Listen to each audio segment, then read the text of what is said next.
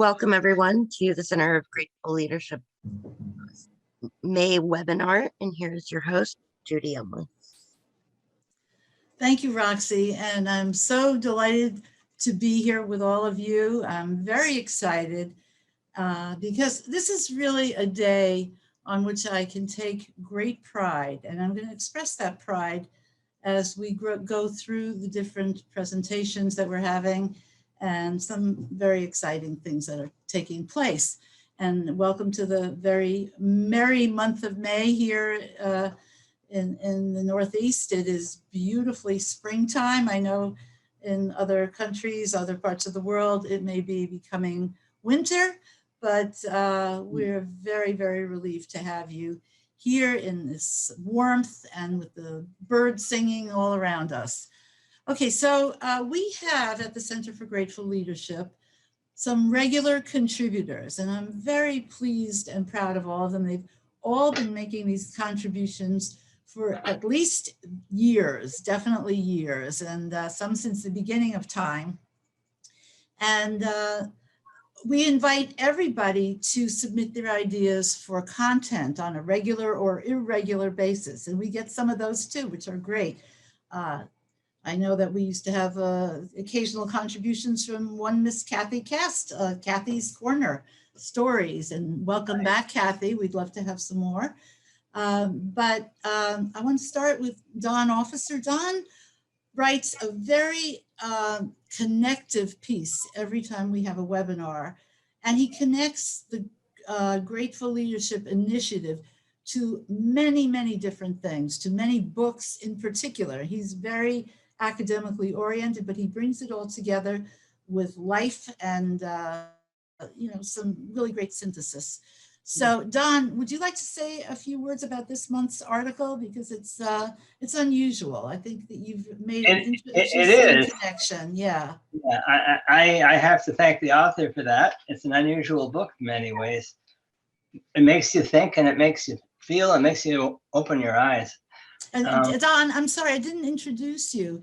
Don is actually, he writes the column called The Gratitude Connection, and he is the intention coach. He helps people realize their intentions. And I first met him when he interviewed me for a positive psychology newsletter many moons ago. And it was one of the best written interviews I've ever had. So take it, Don. Okay. Well, I heard about this chap, Bruce Feller, who's had quite a set of careers himself. He's been, oh gosh, what hasn't he been? He's been a clown for 1 year. That's stuck in my mind. He's worked in various fields, and but he really feels his calling is probably to be a writer. He's written a lot of books now, for about 20 odd, 30 odd years maybe. But he had a really hard period, and it all seemed to come at once just as he was getting off the ground. He had cancer in one of his legs, and they had no idea whether it was going to spread or whether he was going to be able to save it. Well, they did save part of it. His father had Parkinson's and went into a real depression, and they had to stop him from committing suicide. It was right about the time of the Great Recession, which we all remember, I guess. Well, most of us do. And his writing was, slacked off considerably because they just weren't publishing as much. And he had a small business that he'd been running, and it took a real dip and almost went out of business. And he just thought, wow, all at once, whoa. It made it, but the positive thing was it made him rethink what it all meant. It gave him a sense of what meaning was, and how important and how precious life is, and how many things we have to do. And he talks about 5 themes, which you'll see in the book review if you read it. But one of them is gratitude, of course. and love is another one, which won't surprise you. And struggle is another one. And he reflects on things like Viktor Frankl said, that suffering is a benefit. It's a blessing because it teaches you so much. And you don't think that till it happens to you. I've had a pretty rough spring, so I have a pretty good feeling what that's like, but I won't go into that now. Yeah, it's fascinating, and the numbers of stories and the range of stories. It doesn't care where you come from, where you are politically, or spiritually, or emotionally, or intellectually, or physically. He's got a story for it. And so many people, the psychology has been saying for the last 20 years, well, you develop certain character traits and you move towards who you are. Well, it's all true. But there are also times when it can just happen like that because of something suddenly that happens to you. Change, yeah. Yeah, it's not just about us, it's about us and our meeting the world. Don, thank you. Yes. Yeah, I think you'll enjoy it. Yeah, I hope you do. Yeah, and all of these contributions are on the Center for Grateful Leadership website. You can access them, and we really invite you to do that because there's wisdom, there's wit, there's love of nature, which you'll see in a minute. But thank you, Don, for your monthly contributions. We really appreciate it.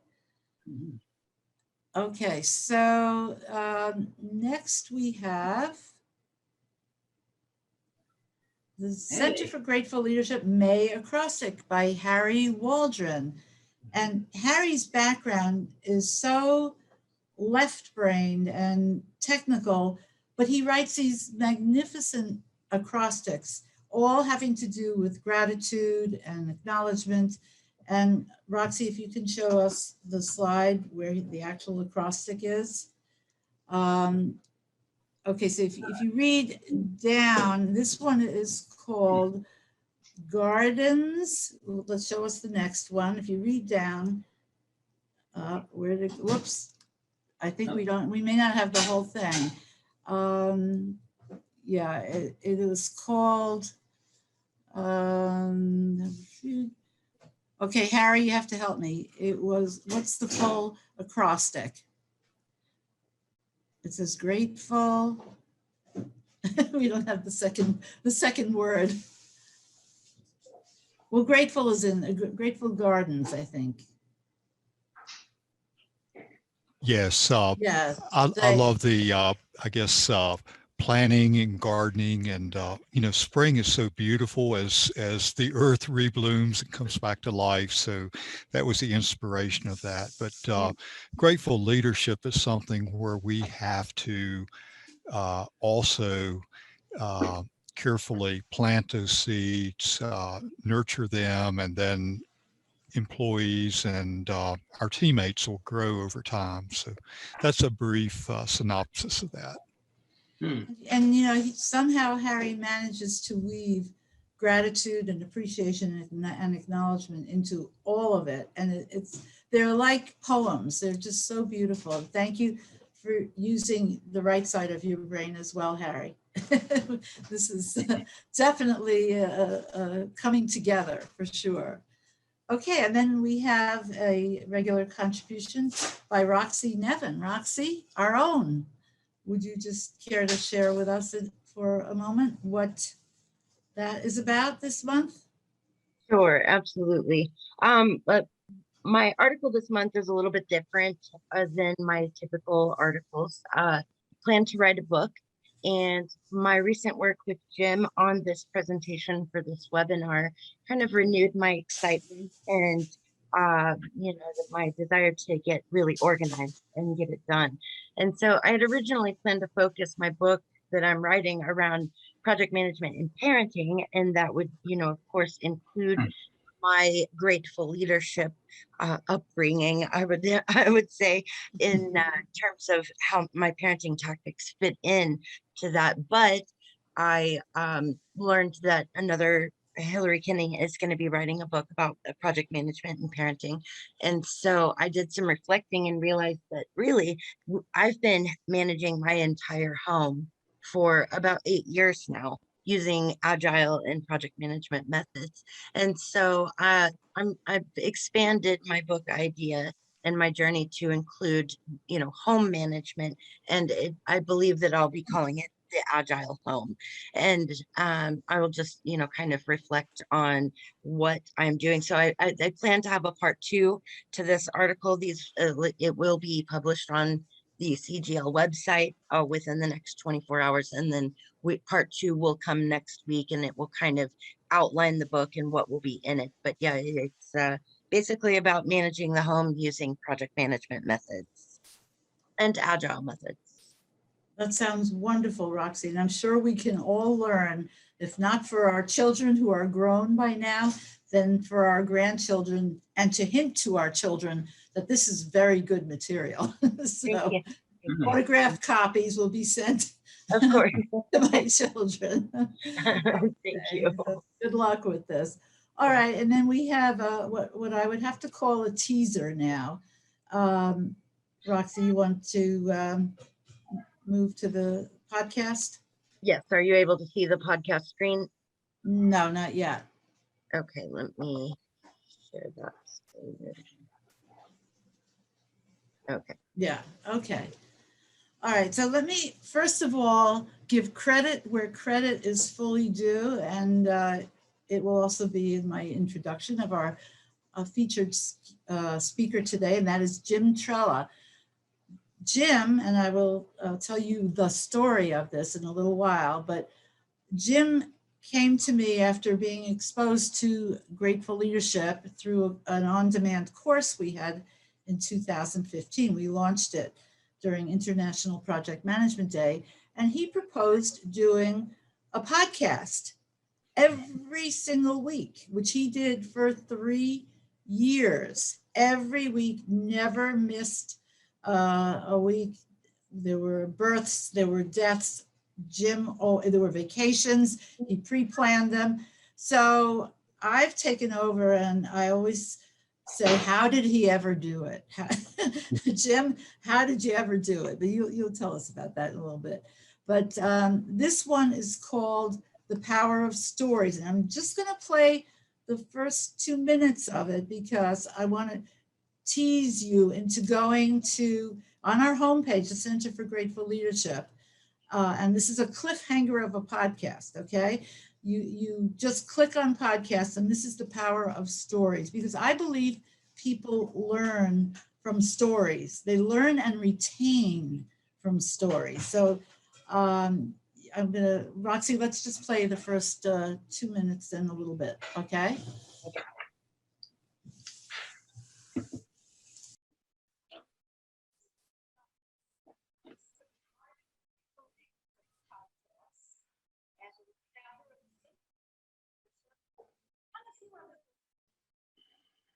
Roxy, are you playing? I can't hear it. You want to start it again? Maybe you should do, if you're not, is everyone else able to hear it or no? You should be able to hear it.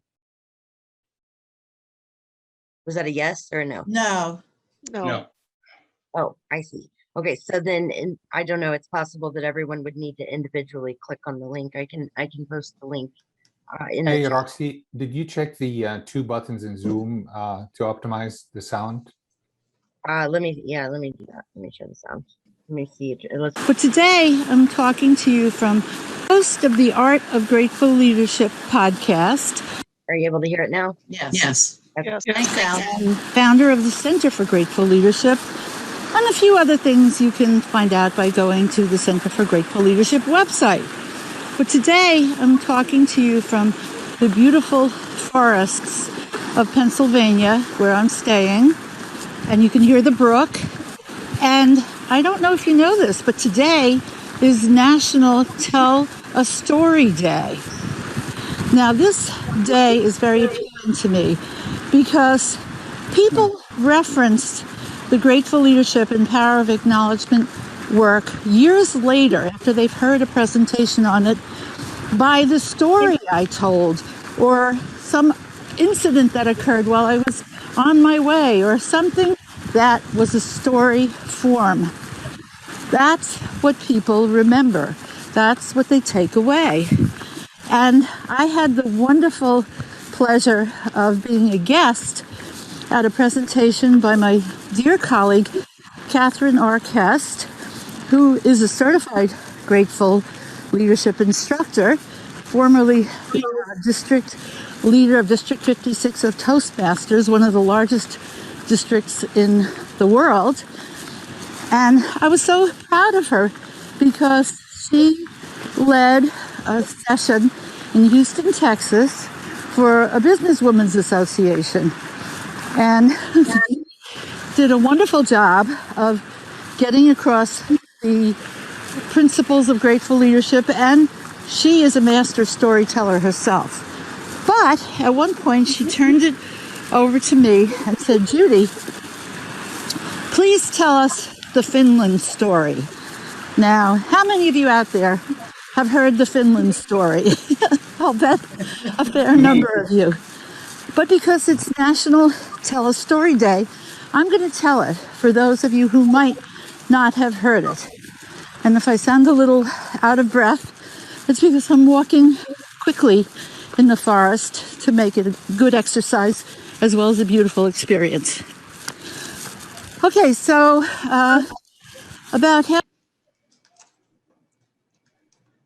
So that's the cliffhanger. Anybody who hasn't heard the Finland story, or if you want to hear it again, you can go to that podcast, The Power of Stories, and listen to the Finland story. And actually, my introduction of our guest speaker today, Jim Trela, is a story. And I know Jim shares the memory of this story with me because in 2015, as I said a little earlier, we launched the Grateful Leadership On Demand course, and about 5,000 people signed up for it. And probably a good 1,000 were submitting the exercises that were part of Module 1, Module 2, whatever it was. And Jim was submitting everything. There was Jim every day, Jim every day. He really did his homework. And I got them. They all came to me and I gave him feedback. But the one that really knocked my socks off, Jim, was the knock your socks off exercise, where you had to acknowledge somebody fully and in a heartfelt way. And Jim chose to acknowledge the boss who fired him. And I just thought that was amazing. And that started our relationship. We really have been closely connected ever since. And then, as I said earlier, he started the podcasts. I think it was 2016 was the first one, and went on for over 3 years. And I was so grateful. I am still so grateful for that, because you built a brand. The Art of Grateful Leadership really exists, and we get thousands of downloads, and you did a phenomenal job on that. In addition to that, Jim has another life. He's a PMP, he's an MSIST, and Grateful Leadership Certified Professional, level 1, which means he can teach a 1-hour course anywhere and everywhere, even at GM, if you have the opportunity to do that, maybe especially at GM. And he's had 20 years of project management experience. He also is one of the, I think we had a total of, it might be about a dozen over a 10-year period of recipients of the Acknowledgement Ambassador Award for the work he did for the Center for Grateful Leadership and for this whole initiative. So Jim, I really want to welcome you today to speak about influencing when you don't have authority, a case for grateful leadership in project management. Thank you for being here. Thank you, Judy. I appreciate it. I know we've been talking about this for a long time. Yes. And finally was able to fit everything in and together. Why don't I go ahead and start sharing? And I'd ask if anybody's not speaking, if you could just, mute your microphone, that would be fantastic. Thank you. Well, Judy's already given the topic that we're doing today, but I do have something that I have to say. Once we get going, there we are. I do work for General Motors, and the views and opinions expressed here are those of the presenter and any guests, not the views of General Motors. So I'm Jim Trela. I've got, Judy's already covered quite a bit of this, but I've got my Bachelor of Arts in Psychology. I've got an MBA. I also have my Master's of Science in Information Systems and Technology. I received my PMP certification in 1999. The Acknowledgement Ambassador, as Judy said, I received that award in 2018 for my work with the Center for Grateful Leadership, and then also for my podcast. I'm a Grateful Leadership certified professional, and right now in my career, I am a Senior Project Program Manager for Legal E-Discovery Systems at General Motors. I live in Southeast Michigan with my wife of 33 years. I have 9 children, 4 grandchildren, and 2 more grandchildren on the way. So let's jump right in. Tell me, does this sound familiar? Here's the scenario. You're not the CEO of the company. You have work that needs to get done so you can deliver what's expected of you, and you need other people to deliver what's expected of them so you can deliver what you do and deliver the whole package. You need other people to support even that group that you're working on, but nobody reports to you. You don't really have any official authority to get through that. Now, we all have the situation where we aren't an authority, but we still have to influence the outcome. It's not uncommon. It happens at every level of the organization. As a matter of fact, in project management, we often have to influence people that are several levels above us in the organizational chart, maybe even executives. So let's go ahead and jump right into my first story. Okay, so tell me, have you ever had to uninvite somebody to a meeting? In other words, there was a situation where I had to uninvite a manager at a client of mine. Now, he's a strong manager. He could cut through the noise and get to the point quickly in any situation. He commanded when he was in the meeting, and that was the problem. A decision had to be made in this particular meeting, and I needed the decision to be owned by the team, not him. So I went up to him and said, I told him all the qualities that I thought made him a great manager. And then I told him that was why I needed him not to come to the next meeting. Now, I told him about the decision and the ownership by the team, and he was there. He smiled, understood the situation, and then agreed not to come. He knew the importance of this. The meeting went on as expected, and the team owned the decision. Now, that was a very uncomfortable situation to be in. But the only way I could have done that is by having a relationship with a manager. And I built that relationship on grateful leadership. So let's go through some definitions right now. Can you see my screen okay? Good, thank you. Okay, first one, authority. The power to influence or command thought, opinion, or behavior. This is based on your position, who you are, or what I call legitimate authority. Authority based that a person has based on their position in an organization. Then there's influence, the power or capacity of causing an effect in indirect or intangible ways. In other words, you don't have any true way of doing this, so you have to find other ways to get that influence and get things moving in a new or different direction. There's also the definition of acknowledgement. Acknowledgement is a heartfelt and authentic communication that lets a person know his or her value to the organization or team and the importance of the contribution that they make. That's right out of Judy Elmos's book. And grateful leaders consistently use acknowledgement. So I want to ask you, do you know somebody that you would consider a grateful leader? Why?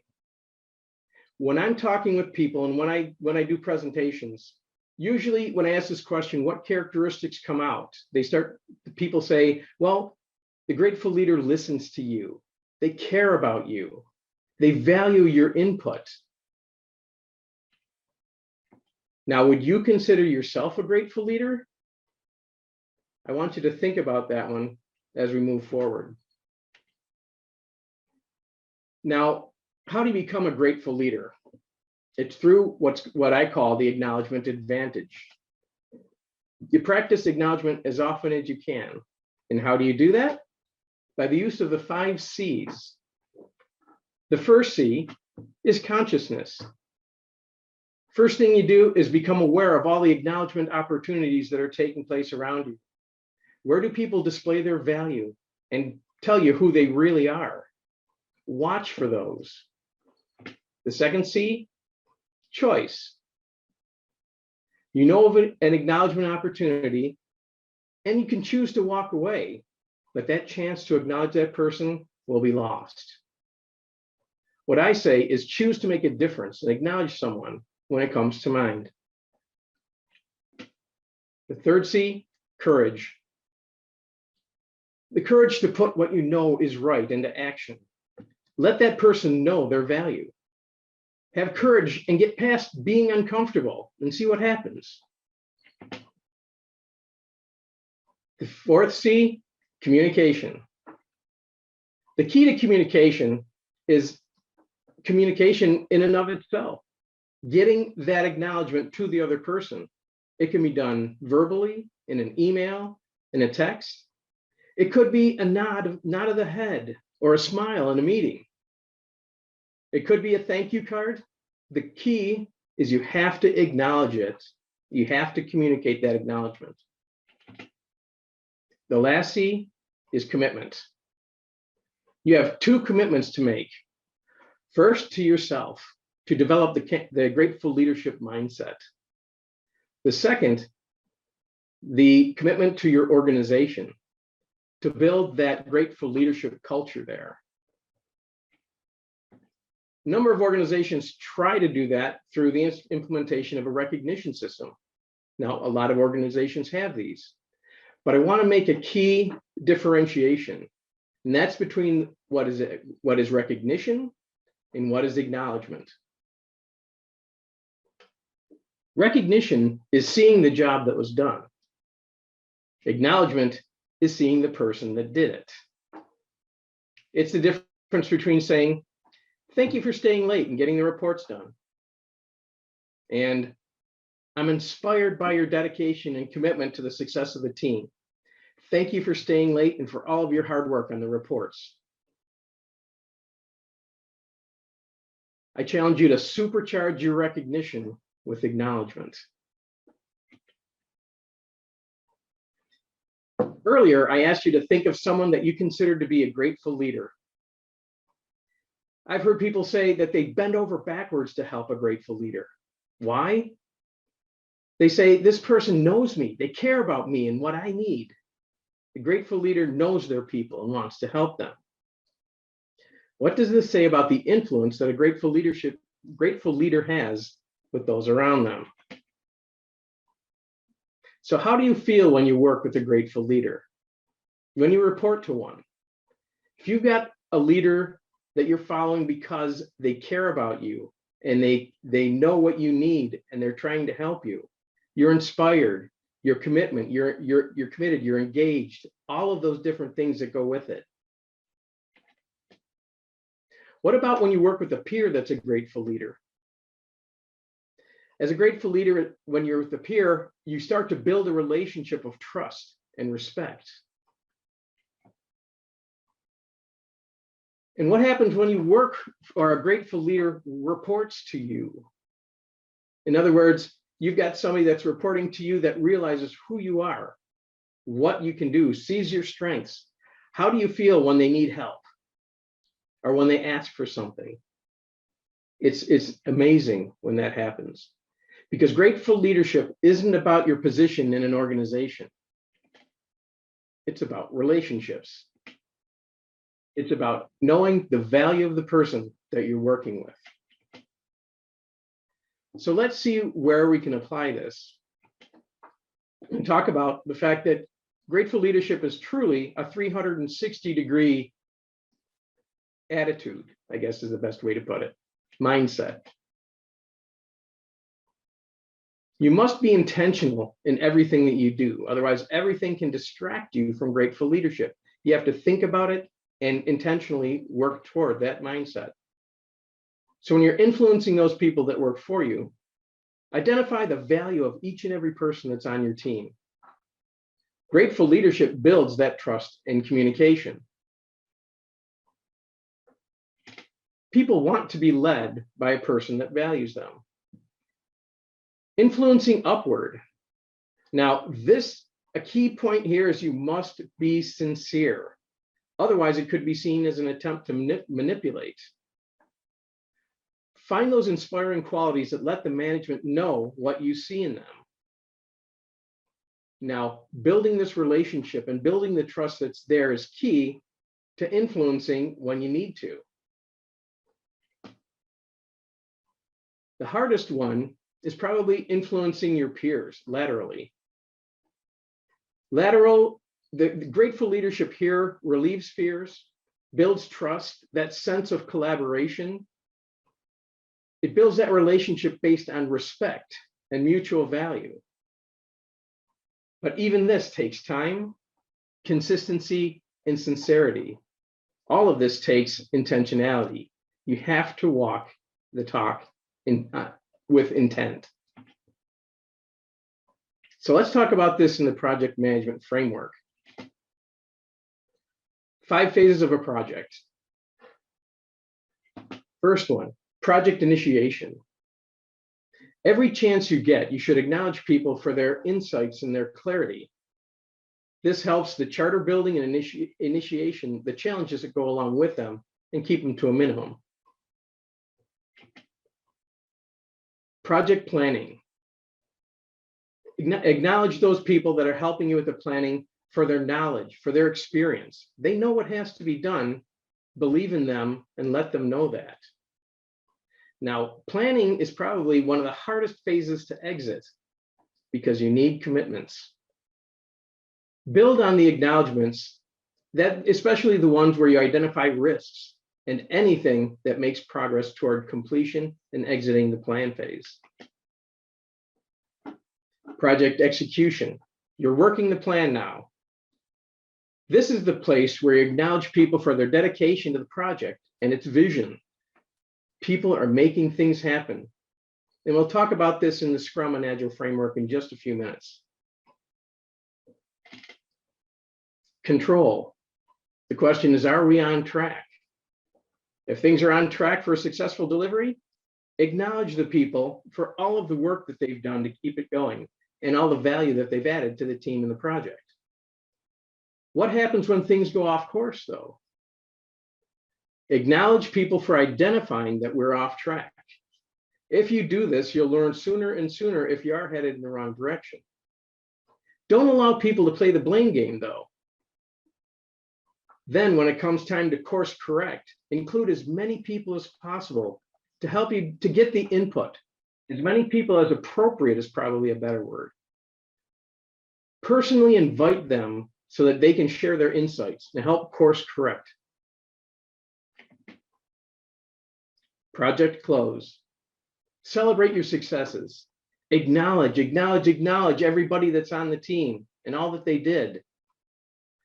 But what if the project didn't end as well as you wanted it to?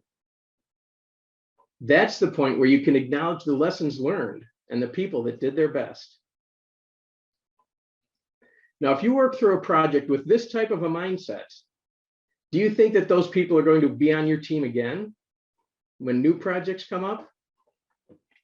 I believe so. What about other frameworks like SCRUM, the acknowledgement challenge here? Now, whether you're in any of these phases, requirements, design, develop, test, deploy, review, any of those, communications is a key function in all of the projects. As a matter of fact, the PMBOK suggests creating a communications process and a communications plan.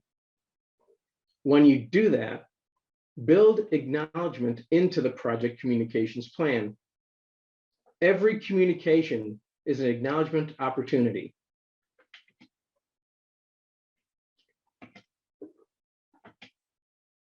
What about if you're doing sprints? Well, where can we do that here? Let's look. Product backlog creation, acknowledging people for their vision, ingenuity, commitment. What is it that they want to get out of this particular project? During sprint initiation, when you're talking to the team members, ask the questions like, can we continue at the same pace, the same velocity?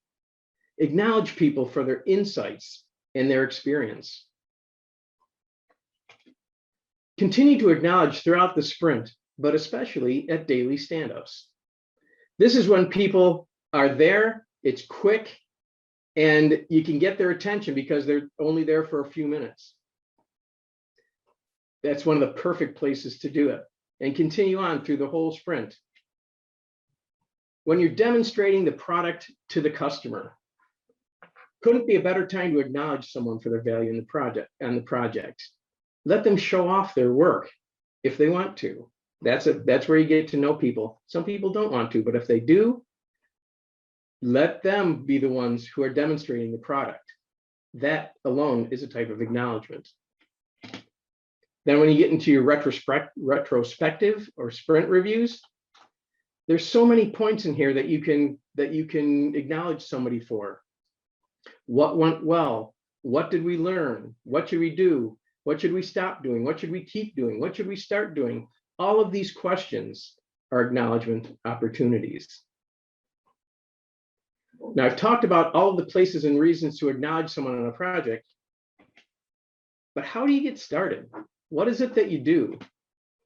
The first thing is you have to remember, influence isn't about getting things done, it's about relationships. And grateful leadership is a solid strategy for building those relationships. Then start practicing grateful leadership for yourself. Become part of a group that's committed to grateful leadership. Do that in your organization or even here at the Center for Grateful Leadership. Have presentations and training done for your team. We can help with that. Be sure to join the Center for Grateful Leadership that was founded by Judy Umlas. Roxy, I'd like to thank you for all of the work you did in helping me bring this together. You did all the communications, all the administrative work. Thank you so much. You're welcome. Judy? I really enjoyed it. Okay, Judy, thank you so much for your time and your support in bringing me here. And then everybody else that's on here, thank you so much for being here, for your time and your attention. It's truly appreciated. Now, are there any questions?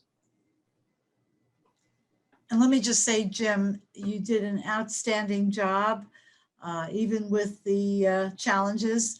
This was a brilliant presentation, and I wish we could get this into the PMBOK guide. I think you've done really, you brought some new material to light here, and I see other opportunities to get the message out. Thank you, Judy. You're welcome. I know we ran over due to their little glitches here, but I'm willing to stick around for a little while. I've got some time before my next meeting. And if there are any questions, I'm more than willing to answer them. I do have a real fast comment, Jim. For everybody that attended today, you are eligible to claim 1 PDU for this event. And we will be sending out a PDU slide in a recap email. But if you'd like to just send me an email, roxy.nevin@iil.com if you don't receive that, or if you received the RSVP link this morning or the invite this morning, then you will receive it. But if you did not receive those, then reach out to me and let me know so that I can get that to you, and I'll get you the PDU information to claim. And if anybody else needs to that has my email at GM, just reach out to me and I'll help you out there, Roxy, whenever I can. Okay, sounds good. And it'll be on our website as well. It'll be with the archive. Once the archive is up, then you can absolutely go to our website and get the recording, and the PDU slide will be there available as well, that PDU information. And Jim, there's some great comments coming into the chat. Also, like Harry Waldron just said, thank you for highly informative presentation. The integration of grateful leadership into different project management methodologies and other slides are excellent. Angela Worthy, great job, Jim. Very informative and enjoyable. Dr. Nee, I will not even try the last name, please pardon me, but he just says, thank you, Jim. And thank you all for being here. I would love if no one has a direct question, Jim, you asked people such poignant, relevant questions. I wonder if you want to go through one or two of them, top of your list, and have people just answer them because they were very thought-provoking. Of course, if they have a direct question for you, that'll take precedence. Yeah, if somebody does, feel free to open it up. If not, what I would like to do is I'd like to ask people that are here, have you worked for or worked with a grateful leader before? And if so, what can you tell me about them? What was it that made them like that? Feel free to join the conversation verbally too.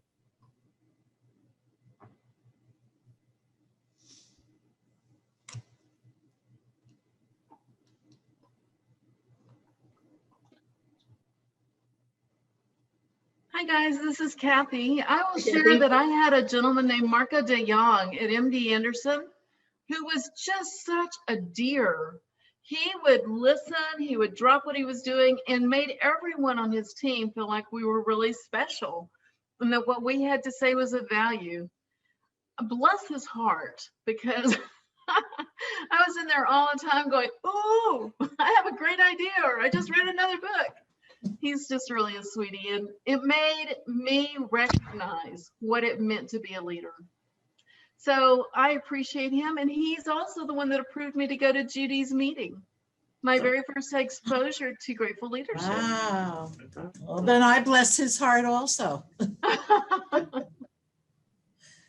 Kathy, you made a good point. One of the keys in that, the first thing is time, stopping, listening, making that. Talk about being intentional. That's where you need to be able to sit there and say, I am here and I am with you, one-on-one, just us. That's all there is in their world right now.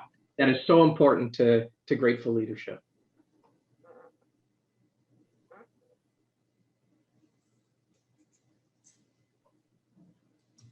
Does anybody else have a grateful leader that they worked for or with, or wish they could have worked for or with? Well, I get to work with the godmother of grateful leadership every day. So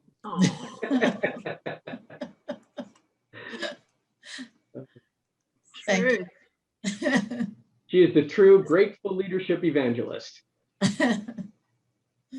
she is. And let me tell you, actually, she rubs off on people because I've been at IIL for 10 years, almost 8.5, 9 years. And in the beginning, I wondered sometimes why Judy was one of the few people in the company who practices grateful leadership. Here we are, the proprietors of the book, the literal book on grateful leadership, but Judy was really the first and only person that was consistent about it. But now I've noticed a huge change within our organization and in our leadership teams, and they are all now starting to practice grateful leadership practices. I get acknowledgement emails frequently. I get, Jackie Kirsner recently reached out to me and gave me the most wonderful acknowledgement, made me my whole week was great. And Wendy, and there's a lot of people in our company now that are practicing what I know to be grateful leadership techniques. Maybe they don't even know it, but I know what they're doing and I know what they are. And I can see that it's making a huge difference within our organization. And I'd like to see that occur across many organizations. So yeah, I think it's been really wonderful to be part of this company, and we've been lucky to be part of this company because of the fact that Judy works, for IIL. Thank you. Thank you. That's along with that, Judy and Roxy, it goes to show you about persistence. The fact that things don't happen overnight. People have to see the consistency. I mentioned that in my presentation. It has to be sincere. It has to be consistent. It has to be ongoing. If you just go and try to tell somebody that you did a quick acknowledgement which is better than nothing, by the way. But if you only do it once and then go back to not acknowledging people, people aren't gonna know how to react to that. The Mhm. key is to be consistent and to keep doing it, persistent. Absolutely. That's great. I was able to upload the PDU his slide information directly to the chat in Zoom, so that's available to all participants. Great. Fantastic. Thanks, Roxy. Thank you, Roxy. Outside of organizations, I get the acknowledgement firsthand a lot of the times. I live with it. It's wonderful. You How you ought to doing, try it Bob? sometime. Good to see you, Bob. Thank you. Same here. I had a really amazing experience in Toastmasters after I gave the Grateful Leadership presentation at a conference one time. They invited me to a rather large group, about 50 people. And in any Toastmasters meeting, there are probably 7 or 8 people that are asked to be the leaders of that meeting. Every person that was a part of the leadership was called up front and acknowledged by the president and vice president of education of that club. I mean, not just a little bit. They took a good minute to 2 minutes to make sure that that person knew that they'd been seen and heard and valued. And I'm like, whoa, all right. And those same people have gone out to many other people. Judy mentioned that our district's large. There's 5,000 people in our district. So if those 5,000 just reach, what was it the gentleman, the chaplain said, if his 13 reached their 13? Yeah, Chaplain Davis, yes. Yes, thank you. It's just amazing how many people we can touch. Just one of us saying something that touches a bunch of people. It's so exciting.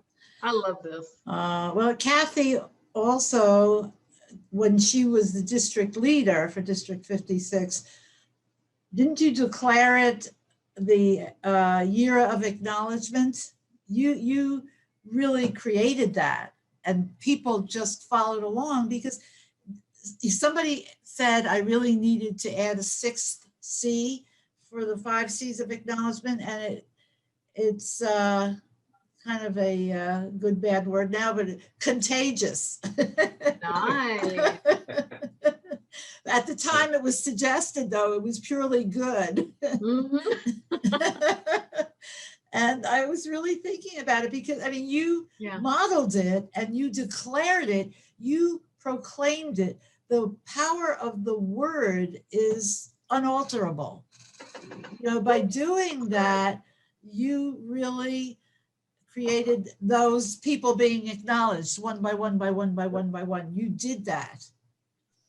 And then we can all do that. And, you know, Jim, I know you're, wherever you go, you bring this work with you. And so I know you bring it to GM, and I know you bring it to your family. And I know you have a couple of family members here, in fact. Yeah. If you'd like to introduce them, you may. Gotta go through the list and see who's still there. I know, hey, Mary, are you there? Put you on the spot.